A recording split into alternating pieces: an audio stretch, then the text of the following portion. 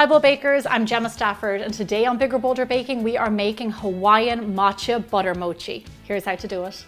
So what's butter mochi? It's a Hawaiian treat that is kind of glutinous and like yummy and chewy. It's really lovely. On biggerbolderbaking.com we have a really popular butter mochi, which is insane, and then also a chocolate butter mochi, which is just like mochi and brownie had a baby and it was delicious. So I'm going to add to that list right now, and we're going to make a green tea butter mochi. Our key ingredient is mochiko flour. Now this is really important, sweet glutinous rice flour. It has to be sweet, it has to be this kind of flour. You can buy this on my website on Amazon, it's not that expensive. And I use this quite a bit actually. So for this recipe you want the whole box, which is handy because I don't have to weigh it out. Now our next ingredient and the key for this flavor of butter mochi is matcha powder. Matcha powder is ground up green tea leaves. Very popular in Asia. We use it a lot in our recipes actually, and they seem to always do really, really well. It's a unique flavor. I like it a lot, and it works really well in this recipe. So in that goes. It can be a little bit pricey, but you know, buy a little box, keep it in your cupboard, and then you always have it there. Next is our baking powder for a little bit of rise, and then some sugar. Now there's a little bit of sugar in this recipe, so maybe avert your eyes. But it's so good, it makes it yummy. Give that a little whisk together. One thing I love about this recipe is you do it all by hand. We don't need to pull out a machine. You just need 2 bowls, a few ingredients, a hand whisk, and then pop it straight into the oven. Gorgeous, look at that beautiful color. We do get a lot of questions, and I totally understand why. What's the difference between butter mochi and ice cream mochi? And they're different, but they're not. The key ingredient is they're both made with that lovely sweet glutinous rice flour, so you get that chewy, gummy, yummy kind of dessert. But butter mochi doesn't have ice cream in it, where the other one does. Okay, lovely. There's our dry ingredients. Now let's talk wet ingredients. Into this I'm going to add in some eggs.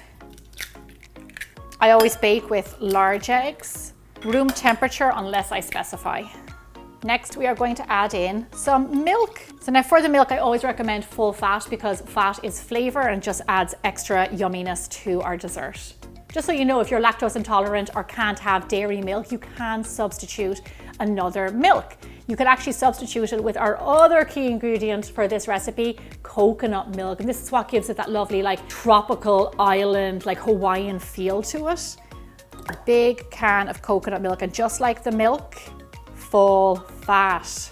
Yummy, yummy, yummy, yummy. Last but not least, melted butter. Melted butter is very important in butter mochi. Oops a daisy, I almost forgot. My vanilla extract. This is why it's important to lay out all of your ingredients in case you miss anything. Vanilla is probably one of my favorite ingredients to bake with. Eggs are beaten. It is as simple right now as adding your wet into your dry. So I have to admit, being from Ireland and after spending most of my life there, I wasn't super familiar with mochi of any kind, ice cream mochi, butter mochi, anything. I will say I want to give a shout out to one of the members on our team, Rachel Fagan, who is based in Hawaii. Rachel, you might have talked to her at some point because she helps to answer our comments on our website and on social media.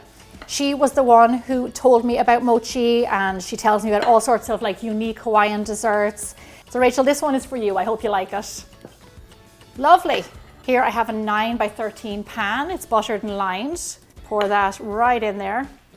You know, my team suggested to make this recipe, and I didn't know if green tea would be like the most popular flavor, but let us know in the comments below, would you prefer the regular butter mochi, the chocolate butter mochi, or the green tea mochi? Because I'm really curious just to see like what people think and their preference. Okay, it's simple as that. I just heard my oven ding. Let's get it into the oven. So bake your butter mochi at 350 degrees Fahrenheit, which is 180 degrees Celsius, for roughly 50 to 60 minutes. This is a big boy, so it's going to take some time. There's a few reasons why I love butter mochi. Number one, texture. It's just really delicious. It's just like soft in your mouth. It has just lovely feel. Also, the flavor. It is buttery, it is sweet, there's a little bit of vanilla in there.